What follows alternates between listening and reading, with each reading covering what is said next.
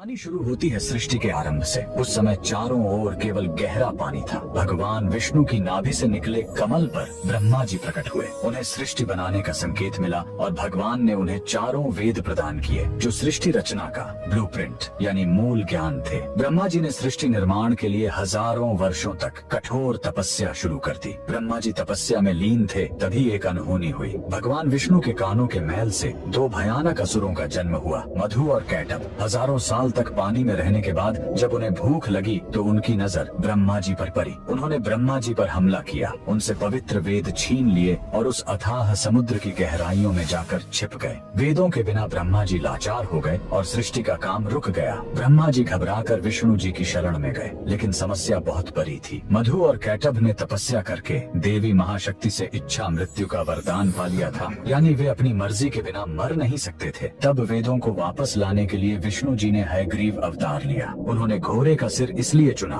ताकि उसकी तीक्ष्ण बुद्धि और सूंघने की शक्ति से वे समुद्र के उस घने अंधेरे में भी वेदों को खोज सके। भगवान हयग्रीव पानी के भीतर गए और असुरों से हजारों साल तक युद्ध किया, लेकिन वरदान के कारण वे मर ही नहीं रहे थे। अंत में भगवान ने अपनी माया से उन्हें मोहित किया और पूछा कि तुम्हारी मृत्यु कैसे होगी। असुरों ने अहंकार में शर्त रखी, हमें वहाँ मारो जहाँ पानी न हो, एकदम सूखी जगह। पूरी दुनिया में तो पानी ही पानी था। तब भगवान ने अपना विराट रूप धारण किया, अपनी विशाल जांघों को पानी से ऊपर उठाया और कहा, मेरी जांघें सूखी हैं, और वहीं उन दोनों का वध कर दिया। मरने के बाद उन विशालकाय दैत्यों के शरीर से जो भारी मेद यानी चर्बी निकली वो जम गई और उसी से यह ठोस धरती बनी। इसीलिए पृथ्वी को मेदिनी कहते हैं। युद्ध के बाद थके हुए भगवान हयग्रीव ने इसी नई बनी जमीन पर असम के मणिकूट पर्वत पर विश्राम किया। उन्होंने वेद ब्रह्मा जी को लौटाए और ज्ञान की पुनः स्थापना की। इसीलिए हयग्रीव भगवान को आज भी बुद्धि और तर्क का देवता माना जाता है। कमेंट में जय श्री हरि जरूर लिखें।